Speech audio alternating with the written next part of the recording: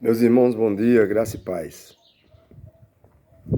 Você já deve ter ouvido nos púlpitos as pessoas falarem: não diga por quê. Não pergunte para Deus por quê, mas para quê. Olha, Jesus perguntou: Pai, por que me desamparaste?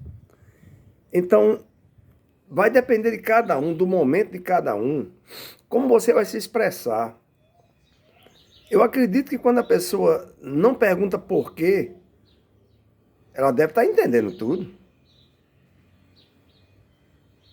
Porque quando eu não estou entendendo, porque eu estou passando por isso, por esse problema, por esse. Eu tenho que perguntar, Senhor, por quê? Jesus perguntou, Pai, por que me desamparaste? Era o sentimento dele naquela hora de desamparo, de abandono. Ali era o homem.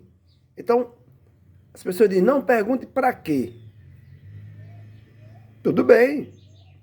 Mas o porquê não pode ficar de fora, vai depender da sua situação, do seu momento emocional. Então, nós não podemos prometer que a oração ela resolverá todos os problemas e eliminará todo o sofrimento. Não podemos. Até mesmo porque é uma mentira. Se eu disser não, não vai resolver. A gente vê exemplos na Bíblia e exemplos corriqueiros no dia a dia. Por outro lado, nós sabemos que Jesus nos ordenou orar, tendo a certeza de que a oração faz diferença no mundo em que vivemos. Então, qual o motivo por que Deus tolera, permite abusos contra crianças? Que pessoas contraem um câncer, que pessoas se suicidam, né? Pessoas que tiram a sua própria vida. Por que Deus permite essas coisas? Porque Deus não interfere com milagre nessas pessoas sempre. Porque às vezes ele vai interferir, mas nem sempre. Porque nossas orações não são sempre atendidas. Não há uma resposta satisfatória que possamos dar. Por exemplo, no caso de uma criança que é abusada, porque Deus permite. Porque vai chegar uma hora que esse abusador vai ser pego, vai ser preso e vai ser punido. Ele vai plantar e vai colher. E muitas vezes Deus livra desse abuso e às vezes não. Né? Então a gente precisa entender, tá certo? Que nem sempre a gente vai ser atendido. Né? Nossas orações não vão ter o sim de Deus. E não há uma resposta satisfatória que possamos dar do porquê, a não ser reconhecer que esse Deus, ele é soberano. Ele age quando ele quer e quando ele não quer também ele não age, apesar de que sempre ele está agindo.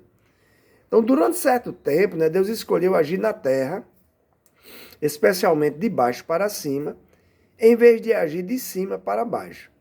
E esse padrão de agir na terra de baixo para cima, ele submeteu a Jesus. No tempo que Jesus esteve aqui no seu ministério, essa mudança, em vez de vir de cima para baixo, era de baixo para cima, dependendo daquilo que Jesus orava e intercedia. Pedia pelas pessoas, né? Então, por que ele fez isso? Em parte, por respeito à liberdade humana. Deus permite muitas vezes que tudo aconteça naturalmente. Vida que segue. Se você plantar, você colhe. Se você não plantar, não colhe. E, por exemplo, muitas vezes você planta uma alimentação que não é saudável, uma vida que não é saudável, e você colhe um câncer. Não estou dizendo que sempre é assim, mas é o que a medicina diz.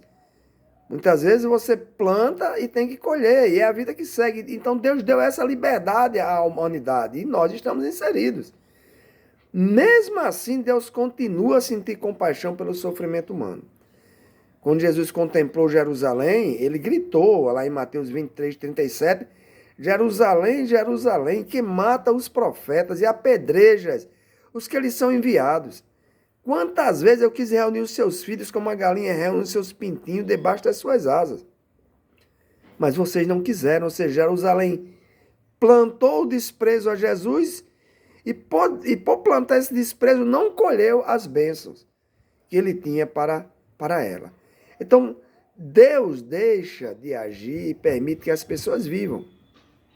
Vivam a sua vida. Ajam do jeito que querem. A certo? Ajam do jeito que querem. Então, porque ele entende que a redenção, ou seja, que a salvação passa pela dor e não pelo evitar a dor. No mundo vocês terão aflições, apesar de estarem salvos. Apesar de serem meus filhos, de terem se tornado meus filhos, vocês vão passar por dor. Tá certo? Então, lá em Hebreus 12, 2, né, o escritor diz que pela alegria que foi proposta a Jesus, ele suportou a cruz, por saber que a sua cruz, o seu sofrimento, salvaria, né, faria a redenção da humanidade.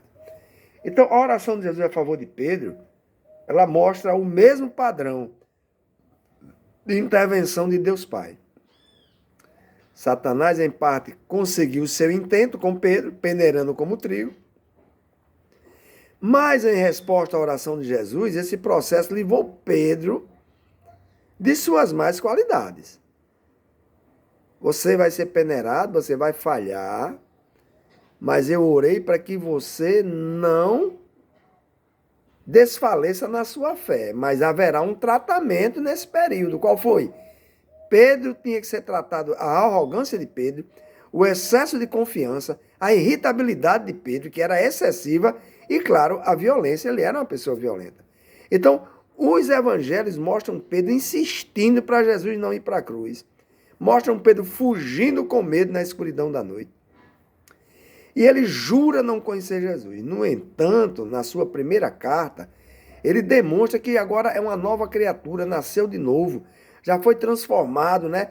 Até por aquele processo que Jesus intercedeu, usando palavras como humilde, submeta-se e aceite o sofrimento como marca de honra por ser salvo em Cristo Jesus. Então, olha só quanta diferença do primeiro Pedro para o Pedro agora transformado, né? O Pedro que Jesus intercedeu para ele não desfalecer na fé, mas não para que ele não passasse pelo processo.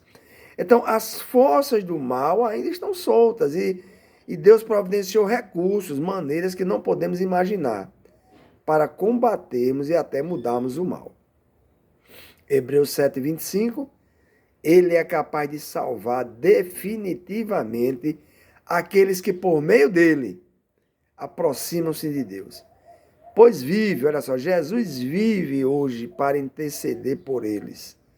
Nós temos um advogado sentado à direita de Deus que intercede por nós. Advoga a nossa causa. Então, assim como ele orou certa vez intercedendo por Pedro, Jesus ora intercedendo por nós. Não para que eu jamais enfrente provação. Ou que eu nunca falhe. Não é essa a intenção da oração de Jesus. Mas a oração dele é para que eu, enfim, permita que Deus me teste. E mesmo nesse teste, se eu fracassar, ele possa me moldar. Me fazendo um vaso novo, transformando-me em alguém mais útil para o seu reino. Alguém mais parecido com ele. Olha só, quando um professor está dando aula, ele fala. Está dando aula, está explicando a disciplina, a matéria, mas na hora da prova ele se cala. Na hora de falar é quando ele estava ensinando. Na hora que ele aplica a prova, o professor fica em silêncio. Lembra o que a você isso? A palavra de Deus nos ensina. Cristo nos ensina através da sua palavra. Ele fala através dos pregadores, através da leitura, da meditação da palavra. Ele está falando, está dando uma aula para você. Mas na hora que ele aplicar a prova, não é hora dele falar. Por isso que muitas vezes o céu fica em silêncio. Na hora da prova, na hora da luta, na hora da dor, na hora do deserto, na hora do vale.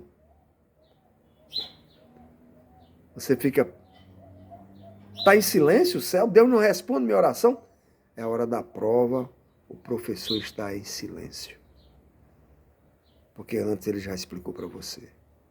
Já lhe deu a aula. Amém? Pensa nisso.